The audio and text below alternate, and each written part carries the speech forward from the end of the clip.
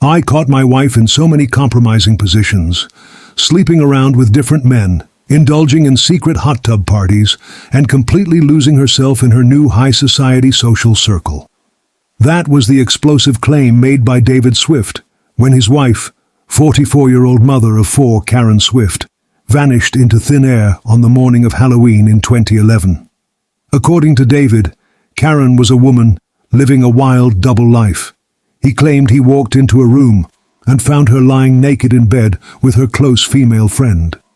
He insisted she was attending secret swinging sessions, engaging in illicit photo shoots for quick cash, and abandoning her family duties to run around with wealthy, prominent figures in their small town of Dyersburg, Tennessee. He painted her as a woman who had lost her morals, lost her way, and spiraled out of control. But as investigators began digging into the quiet, tree-lined streets of Dyersburg, a chilling question emerged. Was Karen Swift truly living a secret double life filled with dangerous affairs and hidden scandals, or was her possessive, paranoid husband fabricating an unhinged narrative to justify spying on her, tracking her every move, and ultimately executing her in cold blood when she dared to file for divorce?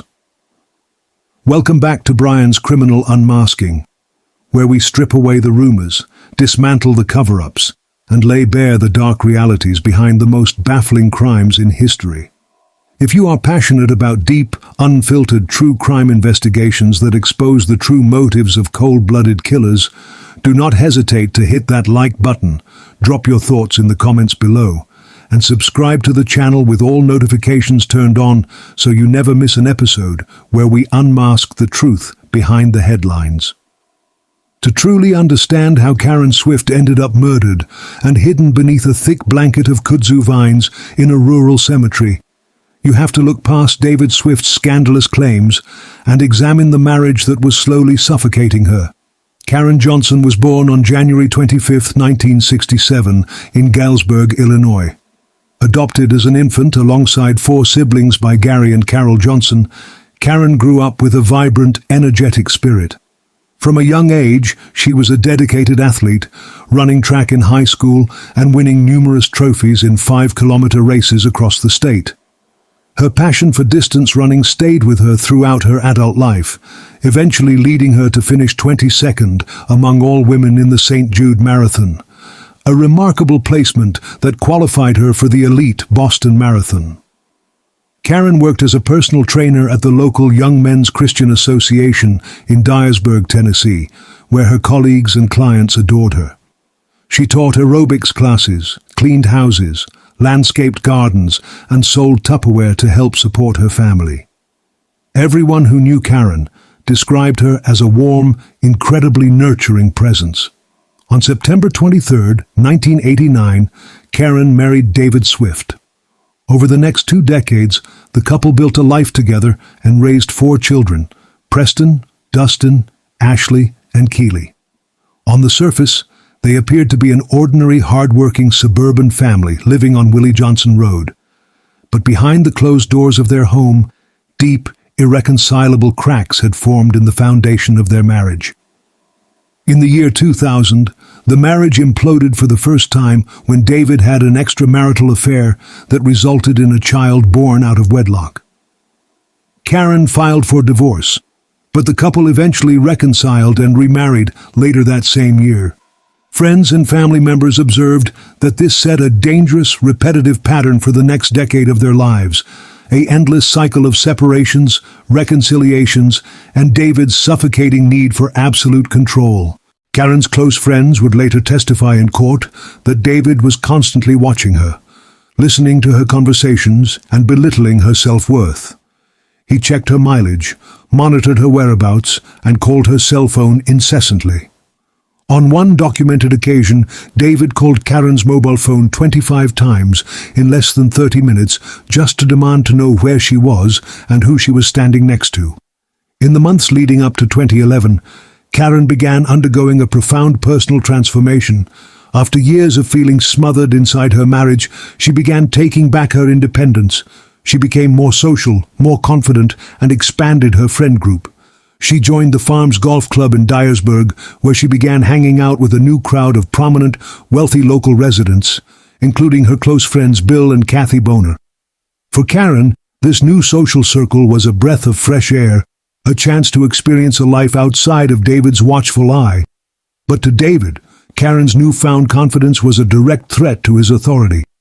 David began publicly characterizing Karen's independence as an embarrassing midlife crisis. He told police and neighbors that Karen had become an alcoholic, that she was partying irresponsibly, and that her new friends were corrupting her virtue. His jealousy quickly evolved into full-blown surveillance. David asked a neighbor if he could hide in her garden to spy on the Boner family home. When Karen visited friends at local restaurants, David would show up uninvited, standing near the doorway and demanding she leave immediately. On another occasion, Karen was running errands when she looked in her rearview mirror and realized David was silently tailing her in his vehicle. His obsession was no longer just annoying, it was terrifying. By October of 2011, Karen had reached her breaking point. On October 10th, exactly 20 days before she disappeared, Karen officially filed for divorce. She asked the court for primary custody of their 4 children, child support of $1,400 per month from David's $8,500 monthly income, and half the value of their marital home. Knowing that David was actively monitoring her primary cell phone and reading her personal messages, Karen obtained a secret second mobile phone from her friends, Bill and Kathy Boner. She used this secret device exclusively to communicate with her divorce attorney, Jason Creasy, as she prepared to break free from David once and for all. On the morning of October 29, 2011, the day before she vanished, David confronted Karen and begged her to skip a scheduled Halloween party that evening to have a quiet dinner with him instead. Karen looked at him and delivered a firm, final answer. "No, David, it is over." That evening, Karen dressed up in a tight black Catwoman costume and attended the Halloween party at the farm's golf club as the guest of Bill and Kathy Boner. Witnesses at the party noted that despite the festive environment, Karen seemed unusually stressed and anxious. She got into verbal altercations with more than one woman at the event, including the daughter of a prominent wealthy figure in the Dyersburg community. Around midnight, Karen left the party with the Boner family and went back to their home, intending to spend the night there to avoid an argument with David. But shortly after midnight, Karen received an urgent phone call from her 9-year-old daughter, Ashley, who was at a sleepover down the road. Ashley was not feeling well and wanted her mother to pick her up. Karen immediately drove to pick up her daughter and returned to the family home on Willie Johnson Road between 1:30 and 2 o'clock in the morning on October 30th. David later admitted to investigators that he was awake when they arrived.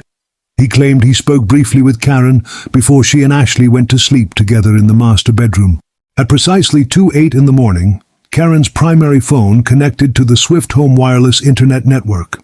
At 4:38 in the morning, her phone disconnected from the home wireless network for the last time. At 5:04 in the morning, the phone moved to an area just a short drive away, and 5 minutes later, all cellular activity on the device stopped permanently. When 9-year-old Ashley woke up the next morning around 10 o'clock, she found herself sleeping in a completely different bedroom. Her mother was nowhere to be found. When David spoke to investigators, he claimed he woke up at 10 o'clock that morning and noticed Karen was missing. But digital evidence gathered by law enforcement revealed a devastating detail. At 9:55 that morning, 5 minutes before David claimed he even woke up, someone inside the Swift residence picked up Karen's secret phone and dialed its voicemail. The secret phone was connected to the home wireless internet network at the time. Prosecutors would later emphasize this critical fact to a jury. Before anyone in the world officially knew Karen was missing, someone inside that house was actively searching her secret phone's voicemail messages, and David Swift was the only adult present in the home.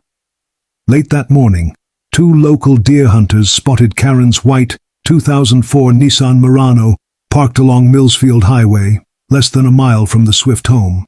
The vehicle's doors were locked, her Catwoman Halloween costume was resting on the seat, her purse was missing, and the front right tire was completely shredded. When state forensic experts examined the tire, they made a shocking discovery. A metal screw had been manually driven straight into the tire tread at a perfect 90-degree angle. A tire technology expert later testified that the odds of a screw lodging itself into a tire at that exact perpendicular orientation from normal road driving were practically impossible. Someone had deliberately sabotaged Karen's tire, forcing it to go completely flat within 1 mile of driving, roughly the exact distance from the Swift driveway to where the car was abandoned. A short distance away, near a neighbor's property, searchers found both of Karen's mobile phones smashed to pieces and thrown into the brush. A massive search operation was launched across Dyer County. Helicopters, search dogs, highway patrol strike teams, and over 300 community volunteers combed the rural countryside. But as days turned into weeks, Karen remained missing. Suspicion immediately centered on Davidswift. Investigators noted that while hundreds of community members searched the woods, David never assisted in a single search, never offered help, and never called the sheriff's office to inquire about the status of the investigation. Instead, whenever detectives questioned him, David spent the entire time smearing Karen's reputation, complaining about her new social circle, and alleging that she was sleeping around with local men. If you are still watching at this point, drop a comment with, "I'm still here." Let's see who is truly following this shocking story of betrayal, cover-ups, and missing justice. As the search dragged on, bizarre events began unfolding around Dyersburg. 10 days after Karen vanished, a midnight burglary occurred at the farm's golf club. Nothing of financial value was taken. The only item stolen from the facility was the digital video recorder containing the security camera footage from the night of the Halloween party. Footage that would have shown Karen's interactions, her altercations, and every person who spoke to her before she disappeared. Shortly thereafter, neighbors reported seeing a mysterious man equipped with a metal detector searching the grounds near Bledsoe Cemetery. When Karen's son, Dustin, confronted the man, he claimed he was looking for a lost wristwatch, despite the fact that he was already wearing a watch on his arm. On December 10th, 2011, 42 days after Karen vanished, a caretaker working at Bledsoe Cemetery noticed something unusual tucked beneath a thick tangle of kudzu vines and heavy undergrowth, just 20 feet off Harness Road. It was the decomposed body of Karen Swift. An autopsy conducted by the Shelby County Medical Examiner's Office identified her through dental records. The cause of death was devastating blunt force trauma to the head. Karen had suffered a massive complex skull fracture caused by a heavy object, such as a hammer or the back of a hatchet. She was wearing only black underwear, which had been pulled down around her thighs. Due to advanced decomposition, forensic pathologists could not definitively rule whether she had been sexually assaulted or strangled prior to the fatal blow, but there were no defensive wounds on her arms, indicating she had been attacked by surprise. Investigators executed multiple search warrants on the Swift home, garage, and vehicles. Strangely, despite sweeping the property with advanced forensic light sources, technicians found no blood splatter or signs of a physical struggle inside the residence. However, during one search, investigators photographed 7 large gallons of bleach sitting directly outside the Swift garage. When questioned, David claimed the bleach was used to clean up vomit from the family dog, which he alleged had been poisoned by a neighbor. Incredibly, law enforcement agents failed to seize the bleach gallons as evidence, and no chemical testing was ever performed on them, despite neighbors testifying to an overpowering chemical odor emanating from the Swift property in the days immediately following Karen's disappearance. For 11 agonizing years, the murder of Karen Swift remained unsolved. David Swift moved away from Dyersburg, relocated to Birmingham, Alabama, remarried, and attempted to put the past behind him. But behind the scenes, Dyer County investigators continued quietly building their case. Finally, on August 8, 2022, a grand jury indicted David Swift on charges of first-degree premeditated murder. Sheriff Jeff Box called Karen's mother, Carol Johnson, with tears in his eyes to tell her that he was finally keeping his promise to bring her daughter's killer to justice. David posted a $200,000 bond and returned to his residence in Alabama to await trial. But while out on bail, David's volatile, controlling nature surfaced once again. In July of 23, David was arrested in Alabama for felony stalking of his second wife, Kelly Esmond, after she separated from him. Security cameras caught David lurking around her home in the middle of the night. Kelly Esmond spoke to national media, explaining that she had met David on a dating website 3 years after Karen's murder, and had been completely fooled by his charm, only to realize later how dangerous and possessive he truly was. His bond was revoked, and he was remanded to the Dyer County Jail. In May of 2024, the murder trial of David Swift finally began in Dresden, Tennessee. Prosecutors Danny Goodman and Tim Box acknowledged to the jury from the very beginning that there was no physical DNA evidence, no blood, and no fingerprints connecting David to the murder scene. Their case was built entirely on circumstantial evidence, motive, opportunity, digital records, and David's history of extreme domestic control. They argued that David killed Karen in their garage between 2 a.m. and 5 a.m. on October 30th, cleaned the area with bleach, sabotaged her car tire to stage an abduction, dumped her body in the kudzu vines, and accessed her secret phone's voicemail at 9:55 that morning to see who she had been talking to. The defense team, led by attorney Daniel Taylor, pushed back aggressively. They argued that David suffered from a severe knee injury at the time of the murder that required crutches, making it physically impossible for him to overpower his athletic wife, transport her body, and hike into a rural cemetery. However, prosecutors countered this by calling a physical therapist who testified that while David's knee was injured, he was still entirely capable of dragging over 125 pounds of weight, more than enough to drag Karen's body from a vehicle into the brush. The defense also presented a surprise witness, Karen's own daughter, Ashley Swift. Taking the stand in defense of her father, Ashley tearfully testified that she remembered the night her mother vanished, insisting that it was her mother, not her father, who had moved her to a different bedroom that evening. She stated under oath that she heard no struggle, no argument, and believed her father was completely innocent. The defense also pointed to alternative theories, including the mysterious man with the metal detector, the stolen country club security footage, and rumors raised by a private investigator that Karen had become involved in a local high society swinger network and was trying to escape a financial mess involving $10,000 in cash. After 8 intense days of testimony, the jury retired to deliberate. For 11 hours, the jurors argued back and forth inside the deliberation room. They were hopelessly split. On June 6, 2024, the jury returned to the courtroom and announced their verdict. They found David Swift not guilty of first-degree premeditated murder, not guilty of second-degree murder, not guilty of attempted murder, but declared that they were completely deadlocked on the lesser charge of voluntary manslaughter. The judge was forced to declare a mistrial on the manslaughter charge.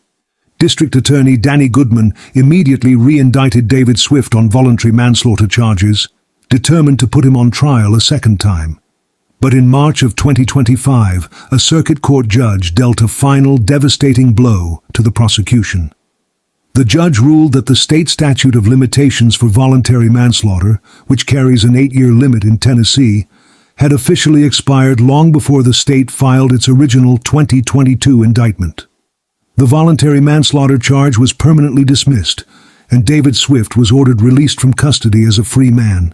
Today, more than 15 years after Karen Swift was murdered and abandoned in the kudzu vines of Bledsoe Cemetery, her killer remains officially unidentified, and the case stands cold and unsolved.